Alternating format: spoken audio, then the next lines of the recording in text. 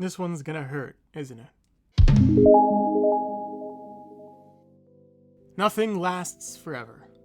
As much as we want things to stay the same, things will always end. That's just how things go, isn't it? Hardcore Leveling Warrior reached its final chapter last week. That might not be as major to some of you as it is to me. Hardcore Leveling Warrior has always been a pretty good Webtoon original series. Pretty good, I think, is the right term. I think there are objectively better Webtoon series out there. Better pacing, better storytelling, more interesting and thought-provoking themes, all that crap I love to talk about on this channel. Hardcore Leveling Warrior was never the best Webtoon, but to me, it always struck a chord. At first, it was the perfect middle ground of video game and Webtoon series.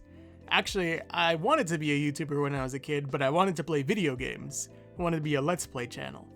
Things change. I didn't realize that. I didn't start reading it right away. It wasn't the first Webtoon series I've ever read. That honor goes to Miss Abbott and the Doctor. It's not the Webtoon series that got me reading consistently. That was actually Nano's list. It's not the first series I would recommend to others. That depends on the person. It's not the Webtoon original series I would say is the best. I have another video planned for that. It's not a lot of things. But this series is honestly way more important than any of that. Hardcore Leveling Warrior came into my life at a interesting time.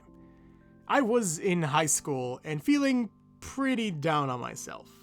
I didn't feel like the hero, if that makes sense. I certainly didn't feel like the main character. To me, video games, TV, anime, that stuff was an escape. Being someone or watching someone who was the hero, someone who's the main character. Webtoon rolled around at that time, and it gave me stories of people, for a lack of a better term.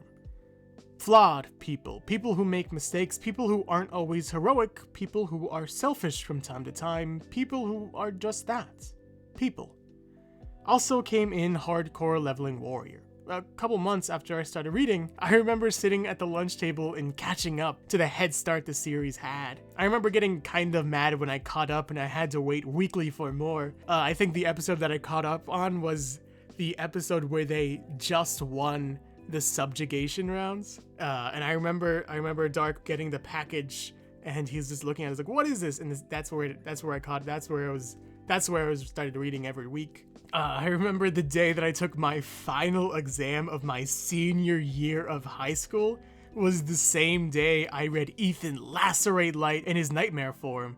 I read all the other series that updated that day, but I remember I was like, I'm gonna save Hardcore Leveling Warrior for after I take this final exam. It was a physics final exam, if that matters. Well, I remember reading the final battle of season 1 where everyone's fighting these nightmare beasts on my way to work at third shift. I remember that on my way to prom, which is incredibly embarrassing to admit, I wrote a good chunk of the first script for Hardcore Leveling Warrior. As a pastime, I would write scripts for fun, and I wouldn't even make videos on them. I remember starting my channel, and I did videos on K-dramas and Mickey Mouse capades and Parks and Rec, and working my way to talk about Hardcore Leveling Warrior. Since I remember every Friday I would look up Hardcore Leveling Warrior on YouTube and like, why isn't anyone talking about this? Like, there could be so many like character analysis and like you can talk about like their power scaling and things like that. It'd be so much fun. I remember back when Hardcore Leveling Warrior got more views than John from Unordinary, which is, you know, fine. I remember when I first got sponsored by Webtoon to make an ad for Hardcore Leveling Warrior, and while I was in the call, I pitched them making 3 videos for no other reason than the fact that I just loved Hardcore Leveling Warrior. And I remember crying while I was writing the script for Ellie Lazzie. I was at a hotel and I was writing the script in the bed, crying while I was writing this because it was his death and I was just crying while writing it. And I remember when I got back and started recording it, I was tearing up while recording it. I remember remaking the first ever Hardcore Leveling Warrior video and it being 5 pages long and it being my first video to ever be 20 minutes. And I remember getting really excited to try to make Ethan into a Smash Bros. Character. And now I'm here, saying goodbye. If you came in here for a review or a series overview, that's not what you're getting, at least not today.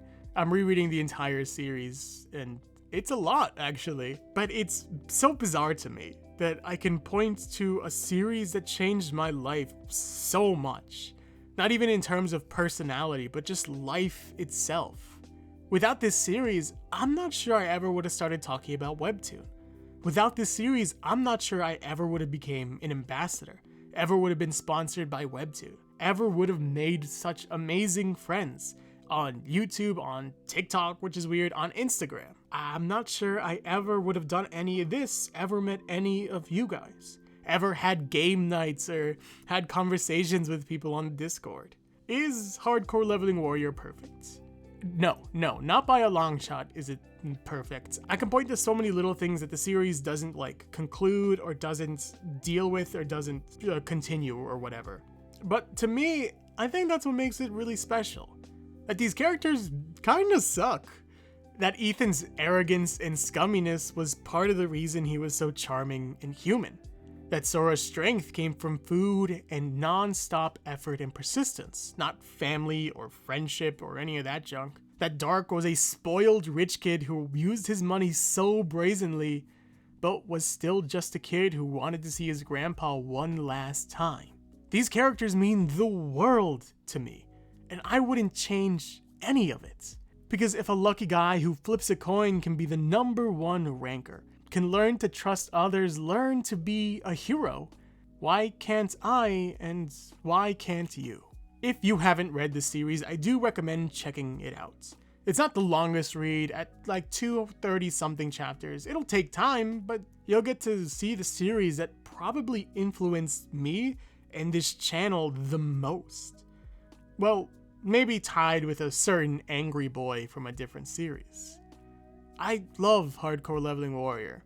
I thought I was going to be crying during this script, but I'm just kind of smiling, remembering all the fun that I've had reading this series, writing scripts for it. I remember when I made 20 straight videos on Hardcore Leveling Warrior, and now I won't even talk about the same series in the same month. It's just, a lot has changed, and it's weird to me that I'm here right now. I don't know. I really don't know. I'm just glad. With so much changing in the world, with so much happening, I'm glad that this series was part of my life. Is it sad that it ended? Yes, absolutely. I did cry when it ended, but I'm gonna talk about this in the series overview, which will probably be 40. I'm off script at this point.